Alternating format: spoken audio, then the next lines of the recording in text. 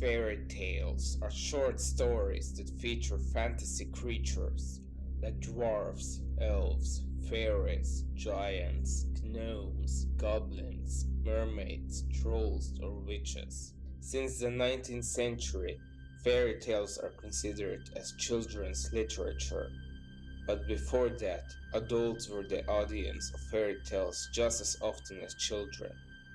These fairy tales were very dark, and because of that, they were altered so that they're suitable for children.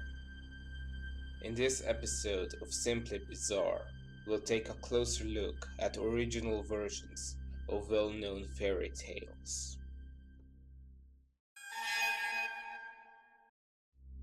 This fairy tale has many different versions.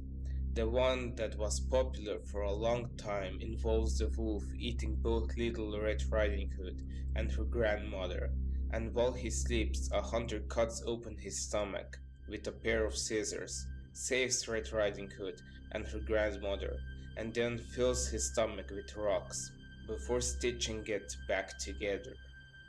In some versions, he falls dead to the floor shortly after he wakes up, while in others he sees the hunter tries to run away but falls into a well or a river, where he drowns because of the weight of the rocks. Many people consider this way too dark for children, so in the most recent versions, the wolf locks the grandmother into a closet, then fails to eat Red Riding Hood, and she escapes and manages to get the help of a woodcutter who defeats the wolf. However, the version that was most popular in the past is nowhere near as disturbing as some of the original versions. In this, the wolf kills the grandmother and eats parts of her, while leaving the blood and some meat. When Red Riding Hood comes to her grandma's house, the wolf dressed up as her grandmother tells her where she should put the bread and butter she brought. The false grandmother also tells her that she should eat something, since she must be hungry by now. The wolf offered to her the meat that was cooking in the pot, as well as some wine, which was actually blood. Red Riding Hood decided to eat the food and unknowingly cannibalized her grandmother. The wolf also asks her to undress and throw her clothes into the fire, which she does. When she's completely naked, the wolf asks her to lay on the bed next to him. There are many different endings in the original versions. In some, the wolf eats her in bed and the story ends. In others, she sees through the wolf's disguise, convinces him that she needs to go to the toilet, and escapes on her own.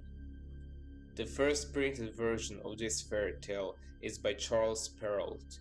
In his version, the wolf eats both the grandmother and the girl, and there is no happy ending. Regardless of the version, the moral of the story remains the same.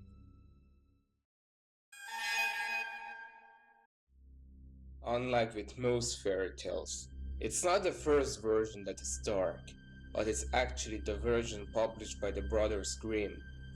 They added quite a twist to the story. When the two sisters tried to put on the shoe, they both couldn't fit a part of their foot into it. The first sister's toe was too big. Then her mother gave her a knife and said, "Cut off your toe. When you are queen, you will no longer have to go on foot." She did that, and the prince thought that she is the one he was looking for. However, as they were riding away, they passed two pigeons who cried out that there is blood in the shoe, so the prince took her back to the home. Her sister tried the shoe next and found that her heel was too large. The mother once again ordered, "Cut a piece of your heel. When you are queen, you will no longer have to go on foot." The girl did this, and once again the two pigeons warned the prince that there is blood in the shoe, and that his bride is an impostor. After that, Cinderella tried a slipper, and it fit her foot. When the prince and his true bride passed the pigeons, they flew down and lit on Cinderella's shoulders, one on the right, the other on the left, and remained sitting there.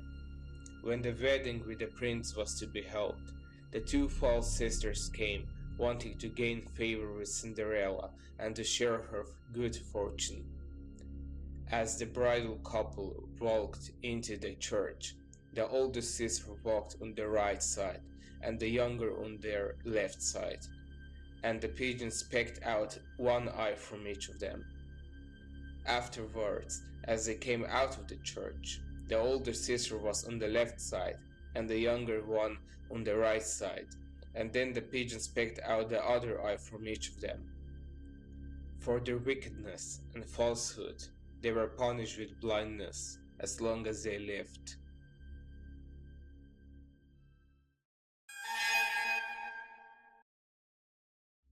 The original version of this fairy tale is quite different from the ones that are most known today. It was first published in 1837 under the title The Three Bears. Goldilocks isn't present in this version. Instead, the first version of this fairy tale featured an old hag who breaks into the bear's home, and she is described at various points in the story as bad, foul-mouthed, ugly, and dirty. The first two written versions are both from the 1830s. In the one from Eleanor Muir, the bears captured the hag and threw her in a fire, but she wouldn't burn. Then they tossed her into water, but she wouldn't drown. Finally, they heaved the old woman up into the air and impaled her on the steeple of St. Paul's Church. The story ends with Muir telling her nephew he might still see the old hag today stuck up on the steeple if he just takes a look. The second version was written by Robert Southey, and this one influenced the one we know today. In this version, the hag wakes up and sees the three bears. She quickly jumps out of the window, and her fate remains uncertain, but several possible scenarios about what happened to her are written. They include that she maybe broke her neck, got lost in the forest, or found her way out of the wood and was taken up by the constable and sent to the house of correction. The three bears never saw her again.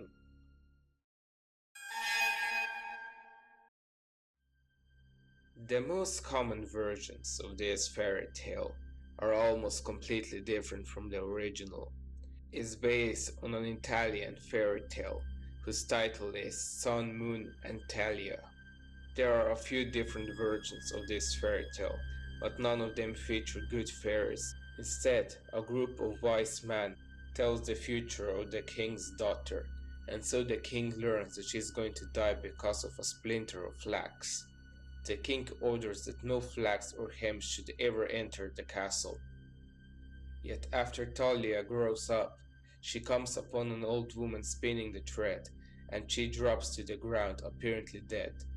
Unable to stand the thought of burying his child, the Lord puts Talia in one of his country estates. After a time it happened by chance that the king was out hunting and passed the way and found Talia's body.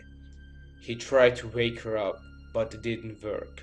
So he raped her and returned back to his kingdom. 9 months later, Talia gave birth to twins, and one of the babies, in search of her mother's nipple, crawled to her hand and started to suck on the finger, and so it removed the splinter from the finger, and so the curse was broken.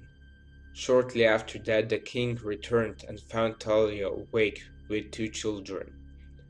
They both fell in love with each other, but the king was already married, so he kept his relationship a secret. He, however, talked in his sleep, and his wife found the secret. She then ordered the king's secretary to bring the two children. Since the order was said to be from the king himself, Talia wasn't suspicious and allowed the children to be taken to the castle. There the queen ordered that the cook should kill the children and prepare them into several different dishes. The cook didn't do that, and he hid the children. Instead, he used lamb meat. The queen then gave the king the dishes and watched him eat, and she said several times, "Eat, eat, you are eating your own." She wasn't satisfied and ordered the secretary to bring Talia. He did that, and the queen ordered a large fire to be lit in the courtyard. She demanded that Talia gets burnt alive. Talia begged the queen so that she can take off her garments before she is cast into the fire, and the queen allowed this. And so with every garment she removed from her body, she uttered a loud scream. The king heard the screams and found out what's happening. He demanded an explanation and to see his children. The queen then told him that they are dead and that he ate them. The king then ordered that the queen, his secretary, and the cook should be cast into the fire that was prepared for Talia. When the cook was brought to the fire, he told the king that he spared his children and that they're still alive, so he wasn't executed. The king, Talia, and their children are reunited and they live happily ever after. Charles Perrault wrote another version of this fairy tale. Its title is The Sleeping Beauty in the Wood. This one introduced the fairies, and the princess in this version was never named. However, the villain in this fairy tale is still different from the versions we know today. The villain in this story is the king's mother, who is an ogress. When the king brought his wife and his two children to the castle, the old queen was tempted to eat them. She waited until her son had to go away for some time before she ordered the cook to kill the children as well as her daughter-in-law and prepare them so that she could eat them. The cook couldn't bring himself to hurt them and help them hide. He also tricked the queen at first, but she later heard the children cry and realized that they were still alive. The next morning she ordered that a large tub filled with toads, vipers, snakes, and all sorts of serpents is brought into the courtyard. She then ordered that her daughter-in-law as well as her children are thrown into the tub. Shortly before this was about to happen, the king came back, way sooner than expected. He demanded to know what was happening, but nobody said anything. The ogress was enraged, and in front of everyone she threw herself into the tub, where she was devoured by the animals. Thanks for watching this video. If you would like to read the original versions of these 4 fairy tales, then click the links in the description of this video and make sure that your kids won't find them for now.